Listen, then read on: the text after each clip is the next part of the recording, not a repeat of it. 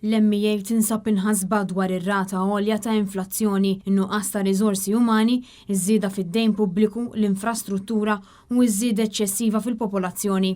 Huwa proprju għalhekk li resqet dokument dettaljat b'numru ta' proposti għal budget tal-2024.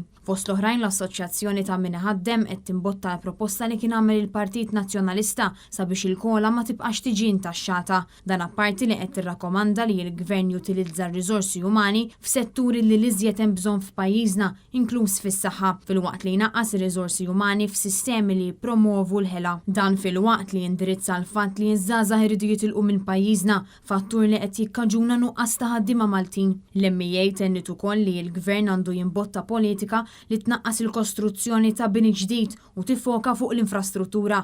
Dan hekk kif l-infrastruttura mhux tlaħħaq maż-żieda fil-popolazzjoni. Id-dokument ta' qabel il-budget imħejji mill-MEA isemmi kif il-partiti politiċi għandhom ikunu mħallsin mill-istat filwaqt li l-Gvern għandu jsaħħaħ il-ġlieda kontra l-korruzzjoni billi jżomma regoli jibsin meta jagħti direct orders. Id-dokument semma wkoll li membri parlamentari m'għandhomx jinħatru f'positions of trust filwaqt li għandu jsir audit biex jiġu ġustifikati dawn il-ħatrit.